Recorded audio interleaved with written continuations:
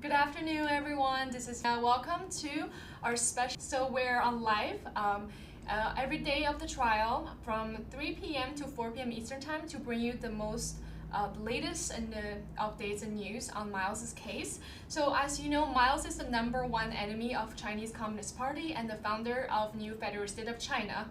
And just so everyone's clear that U.S. Federal government put 12 financial charges against Miles and 1 RICO, and he has never pleaded guilty. The trial officially started the 22nd of May this year at the Southern District Courthouse of New York, 500 Pearl Street, room 26B. It's a public trial. If anyone's interested, you're more than welcome to go see it. The trial will last approximately for 7 weeks. So during every trial day, we are giving live updates, live posts on X under the account NFSC Speak.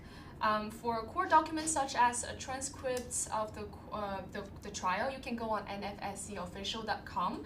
We have the transcript in both English and Chinese. You can click on the court cases on the top of the bar and to have an access of the transcript.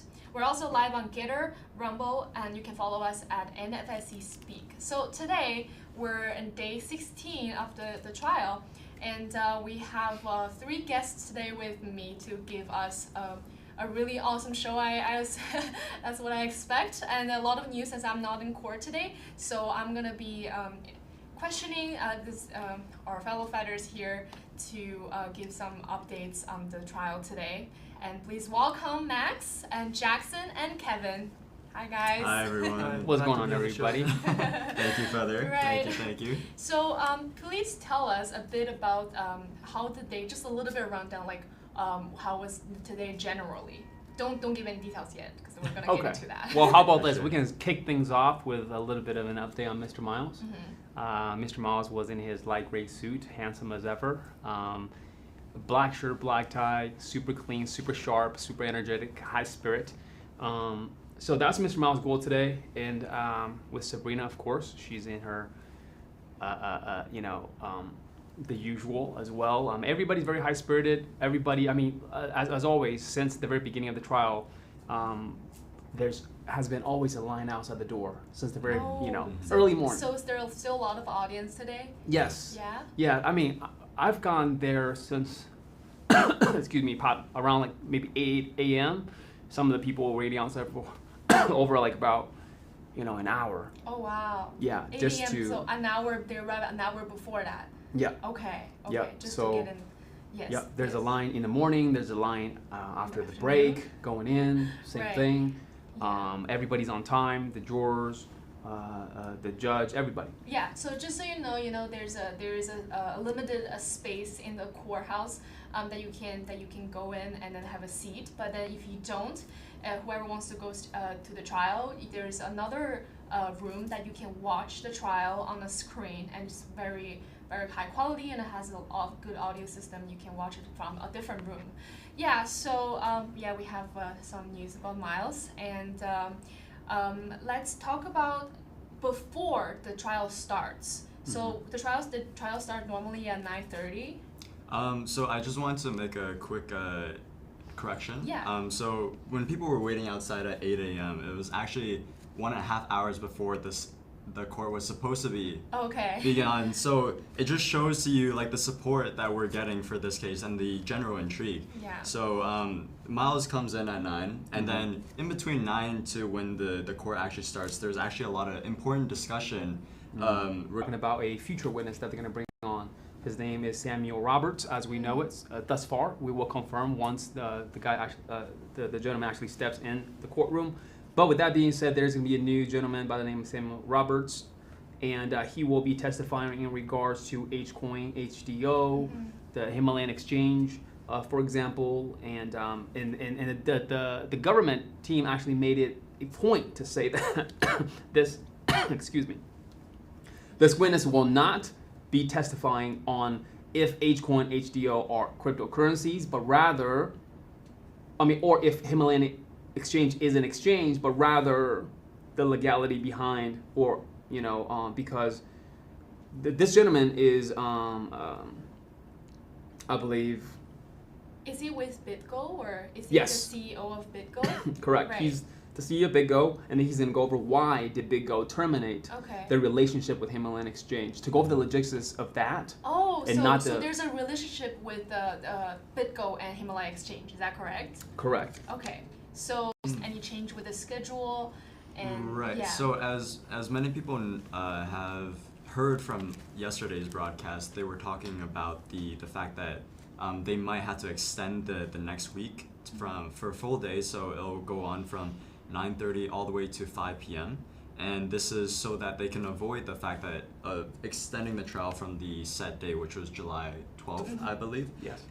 So the prosecution had asked them, because they were saying that on this pace, they might go to the end of July if they don't extend any of these days. Okay. Which is very interesting because, like we pointed out last week, the government had some scheduling witnesses, and they were all able to meet their schedule, along with the fact that they were actually able to squeeze in an extra witness last week. So that was very interesting. And I was told, I didn't witness this myself today, but I was told that the government had actually filed a 16,000 page Yeah. exhibit or as evidence. Right. So from what I Yep. know in the office, that there is the CEO of Mercantile, right?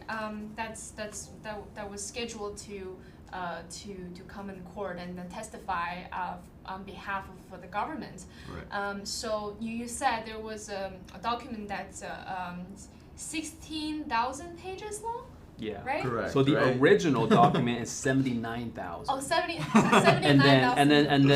and then the government said, hey, we cleaned it up at 16,000. Okay. And then that's, I mean, how can you give and then to my knowledge, and then please everybody go to the transcript for confirmation, is that they had received this actually in April.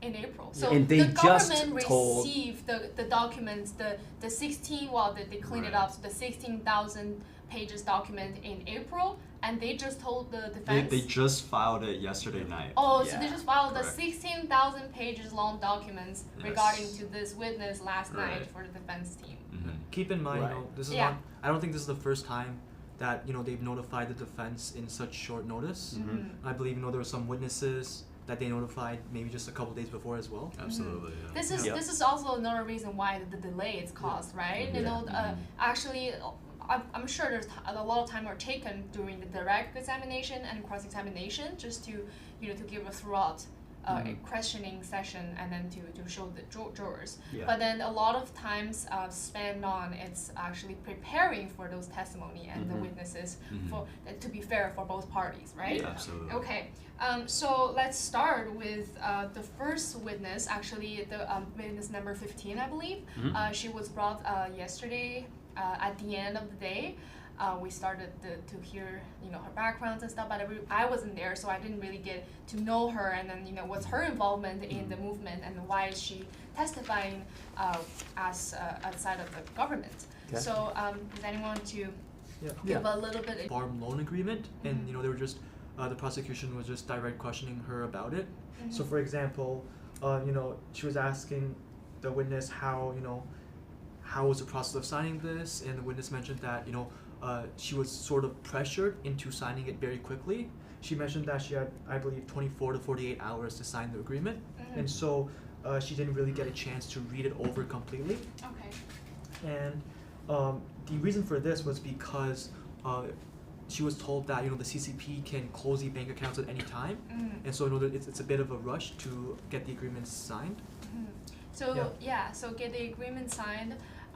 Is there anything else involving other investments that she talked about except for the farm loan? Yeah, I mean they also mentioned about the G Club's membership as Okay. well as the H coin quota. H1 quota, Yeah. and this is like all of her involvements in the Yeah. movement. I just have one question. So does she have any translator? Was she fluent in English when during the direct examination? Yeah. She was. I mean I can't speak to her fluency in English, Okay. but I guess there were many times where she gave non-responsive answers During and the cross. during the cross, and Okay. there was many times where Miles's defense counsel had to move to strike due to non-responsive answers. Right. Mhm. Yeah. So you see a pattern in the witnesses, you know, the Right. so-called victim by the government, Mhm. you know, that Yeah. the witness seem to Yeah. have trouble understanding some of the cross-examination Yeah. questions, and then Absolutely. you know, answer questions not recording according to the Question that was asked. question was asked. Mhm. Yeah. Yeah, and So you know, yeah, just one point. for sure. I want to mention that, you know, like how you said there was a pattern. Mm-hmm. There's also a pattern between how most of the victims, almost all the victims, were also related to VOG in Sarah Way Okay. in you know at That's some right. point in time. Okay, so VOG it was a part of the GTV investment, right? But then, so you know, this is like the VOG. It was separated from the investment that goes to Miles, so it was go to the individual, which was Sarah Way was Sarah the Way. responsible person for that part of the investment. So the investor would go to her, and then to give her money, and then they would unite to the full amount of money to Yeah. invest in GTV. Yeah. So similar pattern with VOG, and then how was the cross like? Well, how about when- this? I mean, to add a little bit more to this Right. witness number 15's background, Mhm, Miran Wu, mhm. she actually is somebody that was a part of MOS Farm, Okay, she which was the stands for Mountain of Spice. Mhm. Okay, which is based in New York. And what's interesting is that she invested not in her own name, but via an LLC. That's called Wonder Invest LLC. That's her company. Correct. She had Okay. her own individual LLC. Okay, so she invested with her company. I mean, using her company as the name, the Okay. entity that invested in and everything Oh, else. okay, okay. So you can tell this is, and what's interesting is when she was telling her story, she said that she retired herself 2010. Mhm. So she's not actively working since 2010. Okay. Her husband is. Our defense tried asking some question about their husband. She didn't say too much. She did disclose and testify saying that her husband works for a medicine company Right. from whom we don't know. Mhm. But with that being said, it's very interesting is because the farm loan agreement was between her and the MOS farm. Mhm. And a great point is that in the farm loan agreement, because we went through the legal language, I mean, the Right. direct went through it, Yeah. and then we came back, the defense went through it as well. Mhm. So when the direct was asking questions about the farm loan program, they went over the use of proceeds, for example. What are the proceeds in terms of the dollar amount going to be used for? Right, The dollar amount that's gonna use for in the In the investment. in the investment, the program. Yeah, for example, farm loan agreement into the GTV, for Oh, example. right. Okay. Yeah, and then to make it very clear, adding on to what Kevin said earlier, that all the wiring of the dollars and the instructions were given to her via Sarah Way. Yes. Which is somebody that had a falling out with Mr. Miles, the whistleblower movement. Mm. So we have to make that distinction, that separation, Right. from that So person. none of the documents she signed or the money she sent, the account of the money she was sent to was directly related to Mr. Miles School, right? It's all Correct. with Sarah Way. Sarah Way, Yes. Okay. the entity set up by Sarah Way. Yeah, the entity set up by her. And today we actually made a very, very important discovery for the court. I don't know if it was brought up before today, but it was actually the lawsuit brought up against Sarah Way by That's the right. Moss Farm. Oh, okay. yeah. So was this brought during the testifying this witness? This witness Yes. test? Okay. So it was during the cross of this witness, and Okay. there was a lot of difficulty. It seemed to appear that there was a lot of difficulty bringing up this lawsuit and the conclusion of the lawsuit It seems due like- to okay. either government objection or the witness not answering that she recollects anything about it. So that automatically. Basically, it doesn't allow the defense to inquire more about the situation. So it obviously tells a juror that this specific piece of information might be very crucial to understanding the whole picture. Right. Right? It's same thing with David Dye, and then the thing that happened, and then the farm and the whole movement, and also from our side, the Miles' side was like kind of it's separating and distinguished, and we're suing them because they did something wrong. It's not lawful, Yeah. so we have to do something against it because they're the ones that actually stole the investor money Correct. Yeah. and then run away with it, and then we're Absolutely. taking legal actions against them, right? The lawsuit was to sue Sarah Way for Yes. stealing money from the investors, and it was brought on by all of the Himalayan farms against Sarah Wei and her farm, right? Right. Yeah, and So- from what I understand, you know, when she was during her time in MOS, she was actually in the translation group Mhm. that worked on the lawsuit, translating those documents. Yeah. Against Sarah Wei. It's good- yeah. Oh, So that's a Yeah. very, very interesting thing Yeah. because she Yeah. also testified that she didn't remember much about the Okay. thing, Yeah. but she's actually in charge of translating Yeah. all the legal legal logistics. stuff. Wow. And Mhm. she mentioned that it was in Texas, right? But I mean, if she was part of VOG, she'd know it was in Phoenix, right, in Arizona. Mm-hmm. So you know, I just like right after she answered where was it, she answered Texas, and then the defense moved on. Mhm. Right. So I mean, obviously she can't recollect or anything, right? Right, right. Right. And during the direct, still, when Mr. Ferguson asked her to go over some of the financial spreadsheets, Right. okay, what's interesting in this, I'll bring up a couple points, is that when it comes to the spreadsheet, she testified in court saying that it was put together from the screenshots sent to her via Sarah Wei. Okay, very interesting. So she created a spreadsheet based on screenshots that was sent to her via Sarah Wei, which is this lady that had the falling out with Okay. Mr. Miles, Mhm. with the movement and everything else. So they went over a bunch of that, some of the transactions and whatnot. Why is there a little question mark here and this and that? Which is very interesting. And here's something to mention. We're talking about the lawsuit right against Sarah Wei. What's interesting is that she actually signed a non-disclosure agreement, an NDA, to not to disclose any of these the information. For example, the spreadsheet Okay. and all of these. So, none of this. This spreadsheet it's disclosed between her and Sarah Wei. No. Is that She the NDA. She was not supposed to leak it to anybody in the public, Okay. right? And then she okay. gave it to the government, for example. Right. So There's the same, So she the same breached her thing that NDA. happened with the witness 10 Lia, which was there was a translation document to the lawyer was Right. Yeah. have to be completely disclosed and then Mhm. between the lawyer Mhm. and then well it's also apparently it's presented in Right, court as right. an evidence. And Mhm. if you can correct me if I'm wrong, Yeah. but this was actually something that was mentioned before the trial had begun today. This was an argument brought up by the defense that because of the NDA, like these evidence shouldn't be permitted.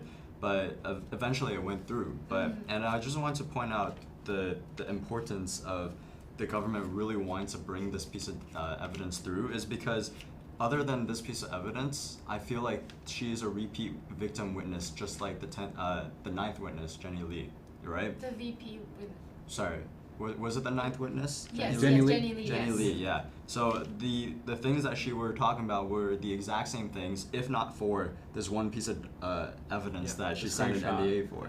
because Right, they're trying so- to paint the picture of where's the money going, why is it going here, Right. why is it Yeah. going there. Okay. And it was Yeah. basically a reiteration of the same victim story of how she invested funds. Funds were seized because of either CCP influence or Sarah Wei. Something happened to her funds. She wouldn't disclose the fact that she actually profited from H-Coin. Okay, so she believes that. Does she believe that the CCP was is infiltrating the system, and therefore some of the money are seized, Right. and So some part is because She Sarah never. Wei. I don't. To my recollection, and again, everybody can confirm via the transcript, Mhm. is that whenever she's always asked, she will always dance around the question. Okay. She will always dance around the question.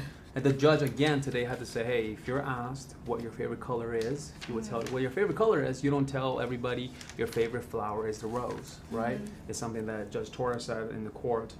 So it's very interesting. And in terms of her story, because towards the end, I mean, we'll go over that, but I can mention it really quick, is that towards the end, when the cross, Mr. Scott asked her about if she still if she's anti-CCP. Mhm. You guys remember what she said? she still So at believes the end she's of the direct anti-CCP. examination, End of the cross. The cross. So Because- the 'cause- Mr. Scott, that our defense lawyer asked Correct, if she's asked her. still okay. She's anti-CCP. What's interesting is because he mentioned that, oh, you, because of your history, right? Your family's Right. history with the CCP and stuff like that. And she mentioned that her dad sacrificed, fighting for the CCP. So she couldn't even tell everybody what really happened. Okay. With It's something what's that's going slightly on. different from what she said yesterday, though, when she was Very different. asked why she started to be interested in Chinese politics. It's because of the illness and some. The illness of the family Yes, and stuff yeah. like that. Mhm. Absolutely. So her story is, you know, She's iffy. She's like not giving a full, Yeah. clear picture of Right, the right. motivation why. She's, So I just Okay. wanted to draw relevance to last week's Mulan, and this idea of like the CCP and their influence on this whole case has gotten all these witnesses in kind of like a spiral, because they don't know exactly how to answer in a way that presents their case better. Because after all, they are working with the prosecutors, right? And you know, last week when Mulan was asked if she was, you know, she was ran in a circle asking about the CCP, and at the end testified, "Are you here, like testifying against Miles Gore?" And to which she answered, "No." And it was obviously a blunder, but it was just because she wasn't able to admit that Miles Gore was anti-CCP, and that revelation came up today as well. Like, Again. is Miles Gore anti-CCP? And she would not admit that Miles Gore was the #1 enemy of the CCP. So Yeah. do you guys want to explain like there was a specific piece of evidence that was brought up by the Yes. cross, like So the it's a list. two-part. One is the Operation Fox Hunt that was brought up in Yes. court.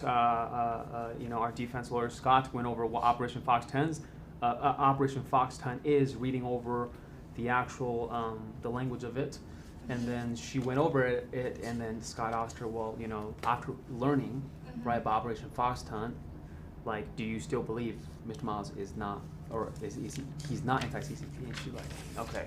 She still doesn't believe that he's anti-CCP. So Scott asked She her. doesn't believe that Mr. Miles Gore is anti-CCP. Correct. Okay. Yes.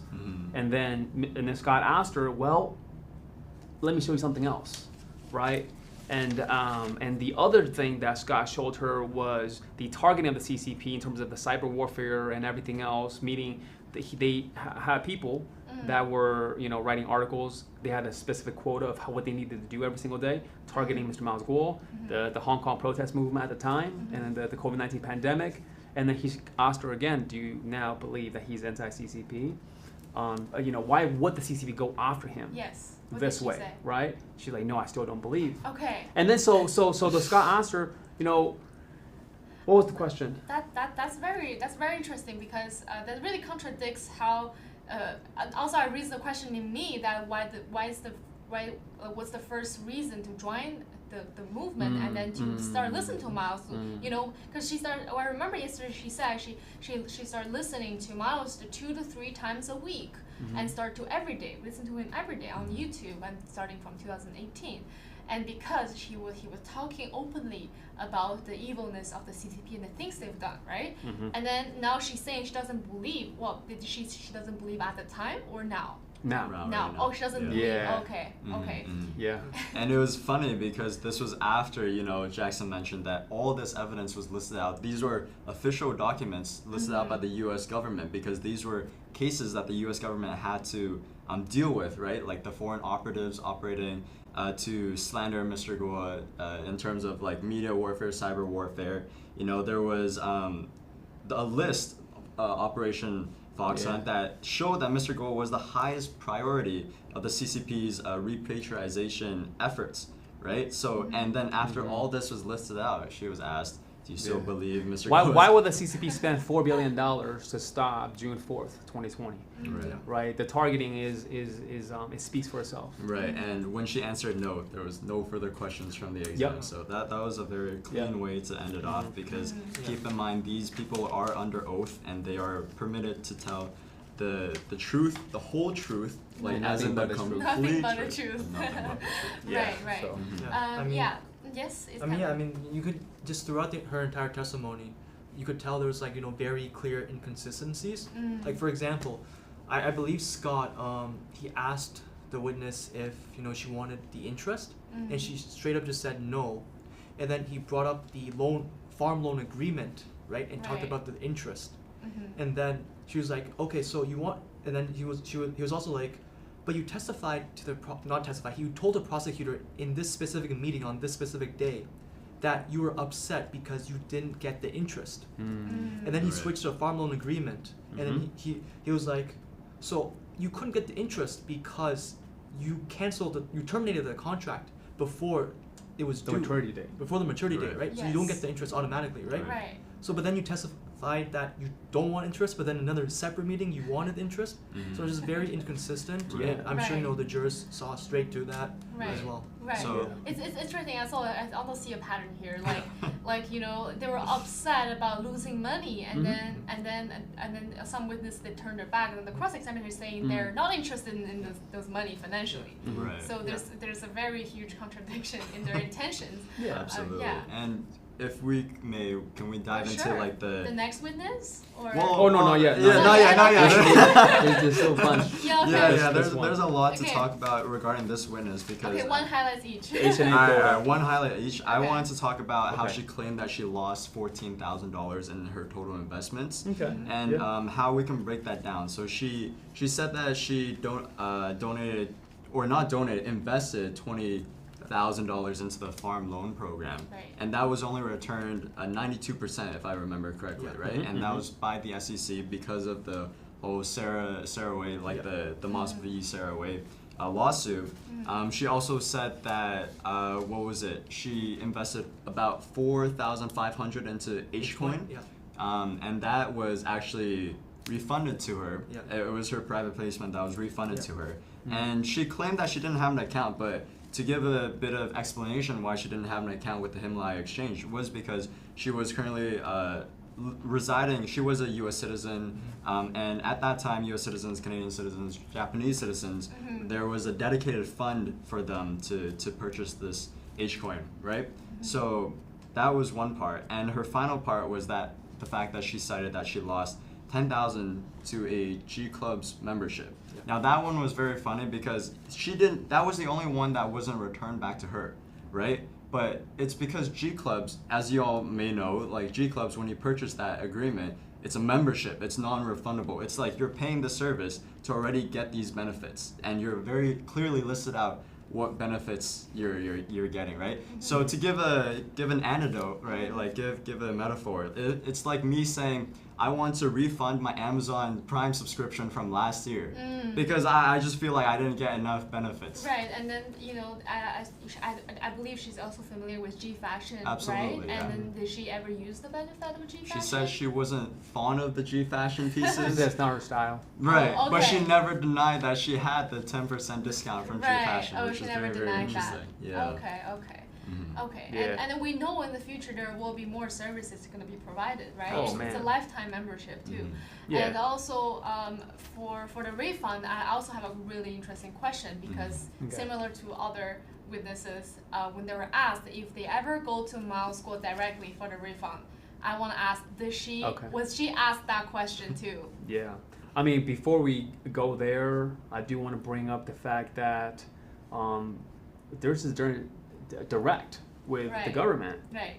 And then we found out from the questioning that she testified she got 44,500 H-Coin, Himalaya coin. 44,500. 500. Yeah. Okay. And then the question was,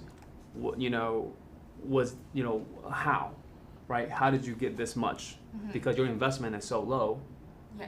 And how did you get this much, H-Coin Mhm.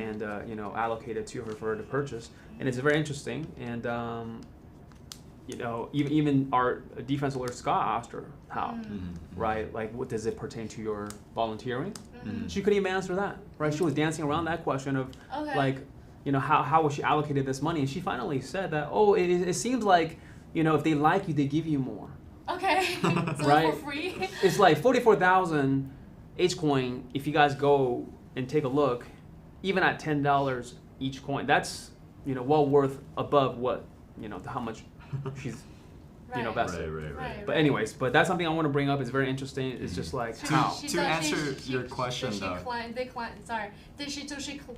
to answer the question like how she get the money by she was saying very that difficult because with that one.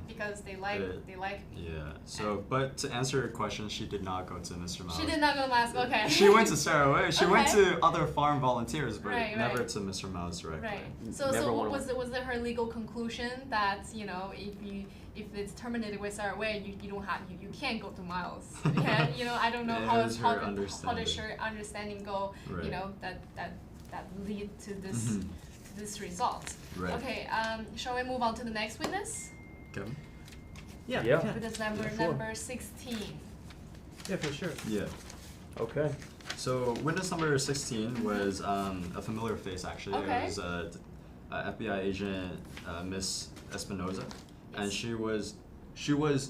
she appeared before, right? Yeah, If you I remember she was a forensic accountant Yeah. for FBI. Mhm, Okay. mhm. And she was retestifying because she was approached by the case team after her testimony to review some further documents. Okay. Right. So, and these documents, these financial documents, related to mainly the money transfer following after Crane Advisor Group, and where that Oh. money actually led to. So the after, you mean like after that witness number 14 left, right? It's the banking relationship guy. That No, her name is Kimberly Espinoza. Right. I'm saying like, Yeah. is this what is the money about? Is it the Oh, it's money in yes, the it's account? about this guy, the gentleman by the name of Khaled. Yes. Right. Yes, about the company that he created, which is called Crane. Mhm. And we found out today in court that he actually had 9 different accounts that he was using, and it's very interesting. Like there's Okay. 2 on the screen. They had a a bubble chart of the companies. There's 2 with Capital One, and he has 7 accounts on the right with 3 separate banks. Mhm, Oh, mhm. Okay, so he had a bunch of different accounts that was created that was moving the capital So it around. wasn't Right. shown to when he was present in the court, but then That's right. and then this Yeah. this government witness, the forensic accountant, showed this Yeah. Correct. a very transparent Right. picture of the bank accounts under the Yeah. Crane Correct. company, right? And it was just one specific piece of evidence. It was essentially a flowchart, and the direct and the cross were very, very swift. The whole ordeal lasted about 45 minutes, with the cross exam only lasting 10 minutes. So would we have Kevin dive into the details of what was presented, as he is our resident economist? Yeah, Right. so I mean, it was just a flow chart of, a PowerPoint of just showing all the bank accounts and their signature cards. Mhm. And so a signature card is just showing, I guess, all the details of the bank account, like the ultimate beneficiary owner, the names, the addresses, and stuff like that. Mhm. And it was also showing sort of the money flow between accounts. And, the prosecution tried to show the different numbers that, flowed from each account into where. Mhm. But during the defense cross-examination, Scott Miles' defense counsel was able to clear up a bit more about what each transfer was for. So, for example, there was an internal transfer from one account to another account. Hamilton, yes. Yeah. So that was an internal transfer, but it Money wasn't really never clear. left. Yeah, it wasn't Yeah. really clear during the direct. Mhm. And so during the cross, they they cleared it up. It was internal transfer. It never left to another account, which is Right. within different accounts of the same Mhm. company. Mhm. Yep. And then like Jackson mentioned, they were showing the accounts at different banks, such as IDB Bank, Capital One, Signature Bank, and then there was also, I believe, four accounts at Morgan Stanley as well. But for some reason, they didn't show it in the PowerPoint, Right. which is quite interesting. So similar Yeah. to last time, she was present in court and then to testify a Yeah. PowerPoint that she might have some correction. She made some Yeah. correction for, Mm. Yeah. and then to say what is this, what is that, right? Yeah, Okay. yeah. Yeah, then so again, you have your prosecution painting one picture and then the Right. defense trying to clear it up, right? Right, Yeah. right. Yeah. Yeah, and because she was only, asked to say, is this what presents as on the PowerPoint? Mhm. Yeah. There wasn't much depth into it. I believe the jurors, if they wanted depth, they could have looked into witness number 14, Haitham Khalid, Yeah. who was the owner of the Crane Advisor Group, and Yeah. that was definitely a testimony that held a lot more depth. And we all know what happened with Yeah. with that witness, right? I feel like, in my personal opinion, if they did bring up this chart while we're testifying, going over everything with Khalid, then would have been Different. dismissed. I mean, Yes. dismissed in terms of from everybody in court's perspective, right? The audience, as we're watching this, because like, oh, you then connect the dots. Mhm. Oh, this guy had this many accounts and he was moving money. Okay. So, but anyways, they want to bring an expert witness back, Right. which is very short. Mhm. This FBI forensic accountant, Kimberly Espinoza, they brought her back. I believe it was like less than maybe half an hour, right? Yeah. Oh, Yeah, wow. half It was an like hour. very, very quick. Mhm. And what's interesting is when Scott asked her, what version, okay, of the PowerPoint were you given, Right. when it got to you? Right. And then she said, well, it's probably Second or third?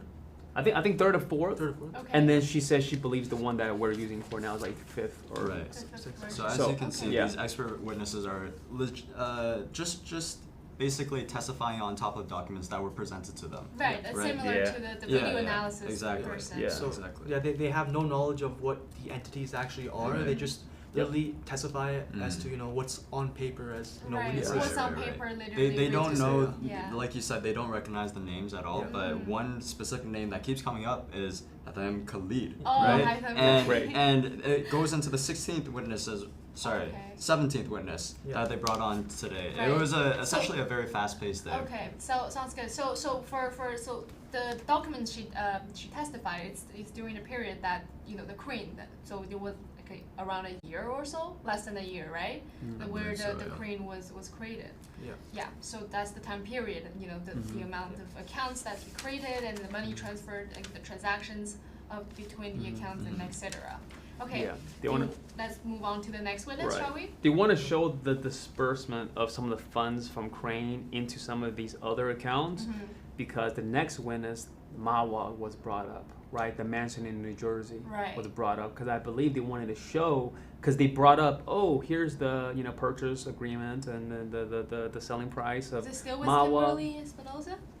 Yes, I mean it Yes. was brought up, but then the next witness, with number 17, is Oh. Jamie Wilson. So as Which you can is- see, everything is being very well planned, and then Yeah. as I don't know if we mentioned that before.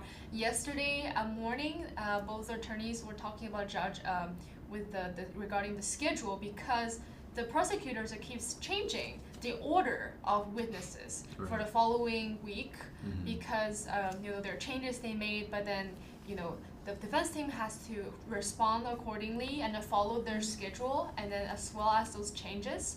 So as you can see, it's very well planned, and each when the Khaled, which was the owner of the crane, the first time bring up on the court, and then follow up witness has also something to do with the entity crane. Right. Yes, and then the Mawa is brought up. So Yeah. tell us a little bit about that. Okay, so it pretty much essentially transitions from there to the 17th witness, Right. which is Transition. Yeah. her name is Jamie Wilson, Mhm. JamieWilson, witness number 17. She works at the Bank of Princeton as the bank's secretary, Bank Secrecy Act. Brand Secrecy Act officer. Mhm. Okay, and she's somebody that's supposed to protect a financial institution of money laundering and XYZ. So she does a little bit of investigative work, Mhm. essentially from there. And from there, let me take a look. They went over essentially.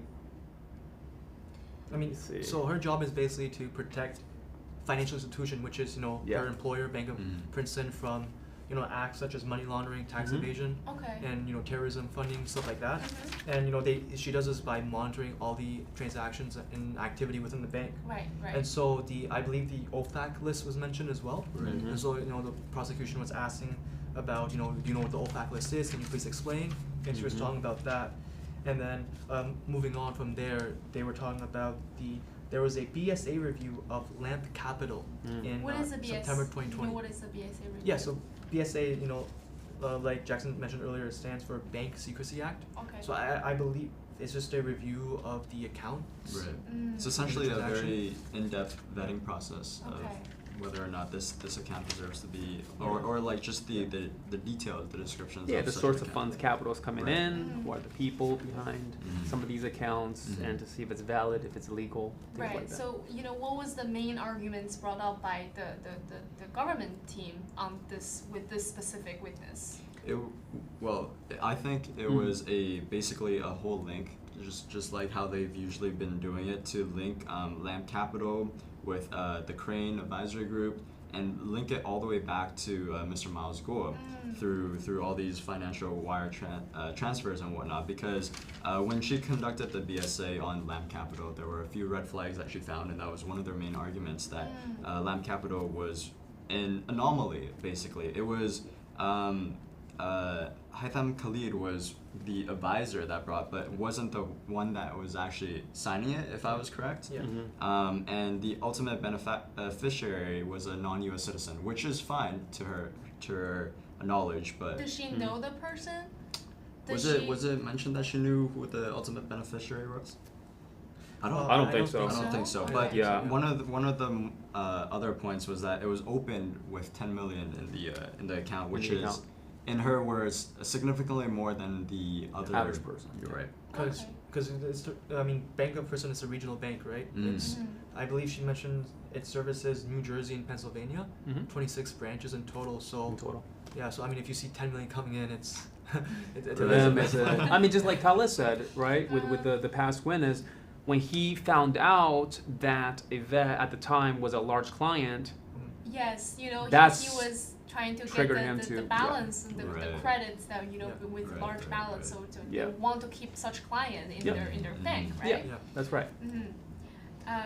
Is there what was the how did the defense team do in terms of So we of actually this? didn't start the cross. Oh. It's all direct because Okay. so what's happening this week? Okay. The schedule is that the trial has actually been extended to go to 3 p.m. Right. Our lunch or the first break instead of ending at 11:30 is ending at 12. So everything has been extended this week, including next week is possibly a full day of a trial next week Right. from I think the new schedule I believe because the judge most likely will tell us on Friday Right. as to what it is. So we'll find out tomorrow. So yes, okay. So basically, we don't know about the new schedule is gonna be like. Yeah. Well, Correct. one option the judge did mention yesterday was that we go from 9:30 until 1, 1 hour break till 2, and then 2 to 5. Right. That's one option. Yes. And then one of the jurors brought up at the end of yesterday's trial that hey, could we possibly consider breaking up into two breaks? Right. So you know a break earlier during the day, a break later in the evening. But either way, we'll find out tomorrow most likely. Okay, so they're suggesting to have 2 breaks of half an hour's break. Yeah, right? well- Each half an hour. Possibly. Okay. So we'll find out tomorrow to make sure what the new schedule is for next Right. week. But in terms of today, with this witness number 17, by the time we left, right, Kevin, it was around 2:30ish. So 2:30, there's still 2:35, a yeah. good half an hour. Right. So the gist of it is that right now, when we're reporting, we actually don't know the conclusion of the day for the court. So the viewers, I hope you guys turn in tomorrow to catch the ending of the conclusion of today's trial, and Right. it will most likely be the same for next week as well. Considering if we're setting it to 5 p.m. Right. By the time that we're reporting, we're essentially only reporting like 75%. Right. Of the day. It was kind of we had more witness than we expected because in total of 16 witnesses that's non-government witnesses. It's gonna testify on behalf of the government. That's gonna I'm not sure how much we have now. Like that's like the witness that's non-government witness. But then we still have a lot of seems like we have a lot of government witness at this point. And the one that brought up today was the previous one that's already been testified in court for new documents and that's been edited, right? So in terms of the schedule, we're gonna get back to everyone next week. It's gonna be a longer longer trial day, and then but we on Wednesday I think it's break, right? Yeah. It's break Yes. Right. Okay. Yeah. Next week our schedule is Monday, Tuesday, Wednesday is no trial, and Thursday, Friday. So everything is and just to go back to the very beginning when we first started today's show, we were talking about before the trial started today. They're going over the future witness, Mr. Let me see, Samuel Roberts, I believe that's his name, and the 16,000 page document. So I Right. believe whoever the next witness is, because you can tell like between witnesses, right?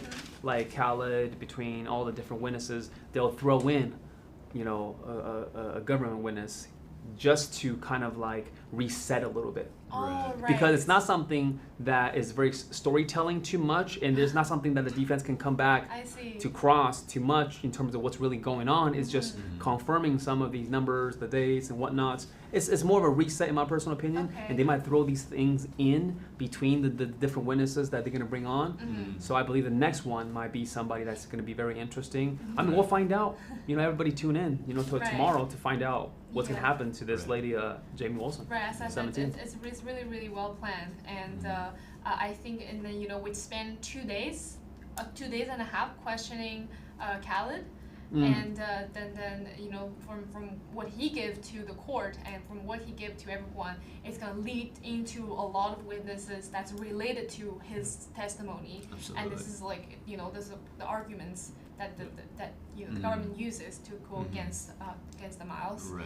And do you guys see a pattern between the witness that's a former fellow fighter or a government witness? Yeah. So The so difference- like Jackson said, these government witnesses are more so low risk, low reward kind of testimonies because they're very shallow testimonies, just confirming numbers and whatnot.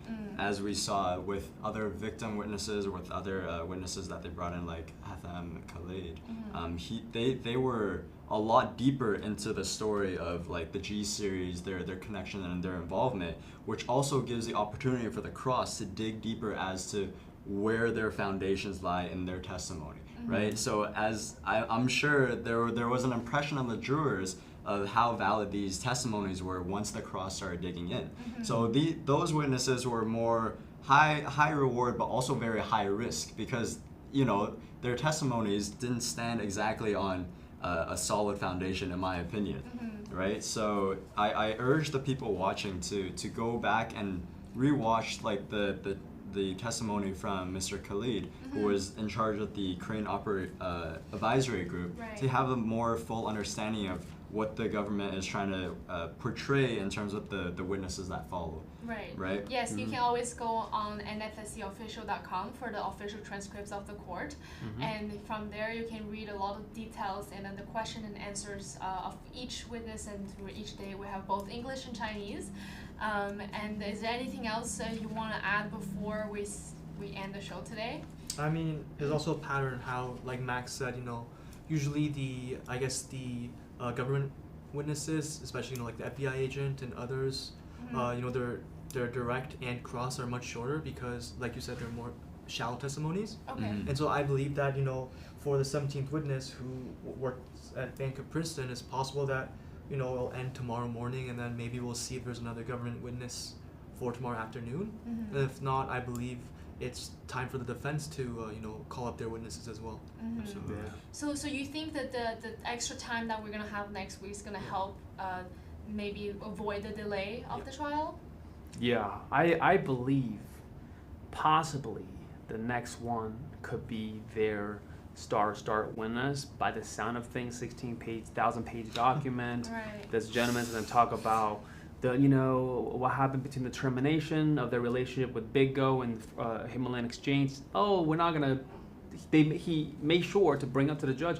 Well, he's not going to testify about you know whether you know H-coin, H-dollar is real, cryptocurrencies, whether the Himalayan Exchange is real or not. But so you can see that they're leading up to something. And it kind of makes sense with the timeline where tomorrow, Right. let's see what happens tomorrow, and then Saturday, Sunday is the amount of time that everybody essentially had to dig in to figure out how to fight next Monday and Tuesday. With Wednesday coming up, we'll see what happens, but it's getting very exciting. Right. And then we counted the day a little bit today, actually. That Okay. we're like halfway through if we count all the days together. Yeah. We have 15th day left in this trial, but if not even a bit more. We're gonna read a little bit the show comments of Okay. the people watching the show right now, Yeah. and see if there's an answer we can answer or there's some feedbacks we can give, Yeah. and then let's see. Say hello. Hi, Angel Girl. Hi, Free Mile School, and then Take down the take down the CCP and the CCP, Chinese. and the Chinese people free. Right. Free the Chinese Free the people. Chinese people. Oh, yes. free Mr. Miles Goal and take down the CCP. Got Right. it. Okay. Right. Thank you. Yeah, I see there's a comment underneath. Can you Salad see? 555. Salad 555. Hello. What is this about? Who is this guy and what happened here? Okay, I'm gonna give a very short instruction. Maybe we can add on to it because you guys, For sure. you know, Okay. have your own perspective. So, this is a special program, English program for Miles trial. Miles Guo is the #1 enemy of the Chinese Communist Party. He exposed a lot of the evilness of the CCP and the things the CCP has done to the Chinese people and as well as rest of the world. Mm-hmm. And he is the founder of the new federal state of China. And we're all the fellow fighters here, and then we're doing this show. We're giving updates for people who are interested in this in the trial, because the U.S. federal government has put 12 financial charges on him and 1 RICO. So he's on trial right now, starting May 22nd. We are here to give live updates every single day. So this English show at 3 p.m. to 4 p.m. Eastern Standard Time. And yeah, is there anything else you guys want to add on what is going on? Yeah, for sure. From my understanding, Mr. Malazgor, because he was the #1 enemy of the CCP, he had fled and lived as a political dissident, a refugee from the CCP here in the U.S. And here he is also established, like you said, the NFSC, the new federal state of China, as a way to give the Chinese people a newfound freedom away from the grasp of the CCP. He has repeatedly stated that the CCP has kept 1.4 billion people in imprisonment, essentially, in an open-air prison back in China, because they're restricted from speaking out. They don't have free speech. They don't have their basic liberties, right? And they've been indoctrinated in ways that we can't even imagine living here. And to aid his quest to take down the CCP, he has created a ecosystem to help fellow fighters in terms of their investments, in terms of basically providing resources for us in a very beneficial way. And I'm sure we're all very touched by that. But because of his activities, it has also caught on the attention of the U.S. government. Yes. So that's why he's currently in trial right now in the Southern District of New York, undergoing, perhaps it was the third full week, right? Third week full week, Yeah. yes. of his trial. As you said, 12 indictments, mostly financial, and 1 RICO. Financial, yes. A lot of main arguments about the trial is that he committed fraud. He was frauding people because CCP took his money. But then, if you learn a little more about this person, Miles Guo, he is a billionaire, back in China, and he has lived in this lifestyle of his, like a special lifestyle for decades. So there's the only way to because a lot of investors' money got frozen, right?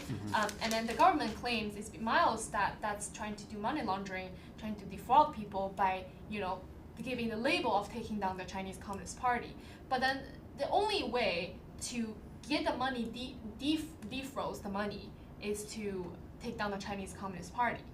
Right? Is there anything you want to add in terms of Well, the government's involvement in the movement right now? I mean, I know we're very limited on time, so I do want to say that Mr. Miles Guo can live a very luxurious life without doing any of this work, without taking on the heat of the Chinese Communist Party or any heat. He can live a very luxurious life, but he chose this mission of taking down the Chinese Communist Party, giving the Chinese people, the innocent, kind, peace-loving Chinese people, an opportunity, okay, as another option. Because as we know, the CCP in China only it's a one-party governed country. Yes. Unlike America, there are multiple options, right, for everybody.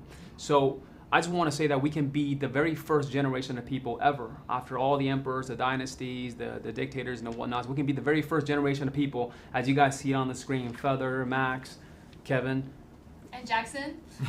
we can literally be the first ever generation of people to bring freedom of speech, freedom, a democracy, one person, one vote. I mean, you name it, true rule of law back to China.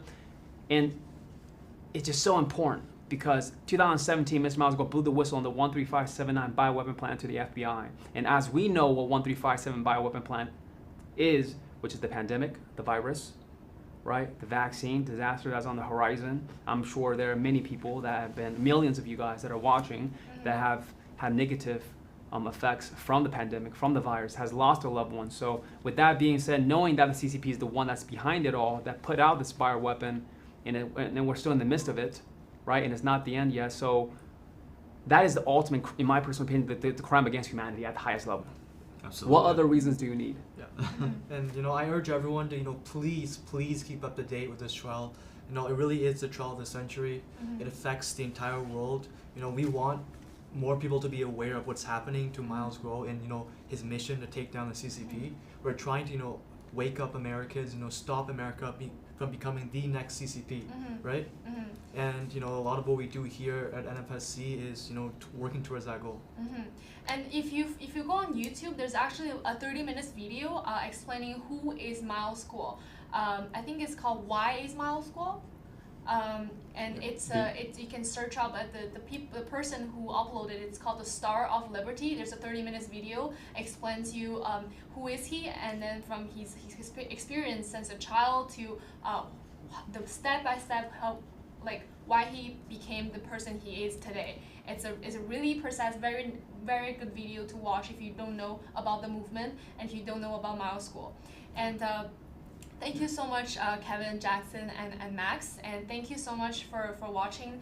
And the follow-up with the trial is very important because I want to say at the end of the day, it will not only prove that Miles is innocent, and it also will clear that his goal was unified. It's always the same goal that he had since day one. He decided to start this movement, and also it will prove the infiltration of the U.S. government, by the CCP, the infiltration by the CCP. And thank you very much, guys, for watching. Please follow us on X, Getter, and Rumble. NFSC Speak will post live updates every single day about the trial. And we're having this English special program every day of the trial day from 3 to 4 Eastern Standard Time. And thank you so much for watching. See you next time. All right.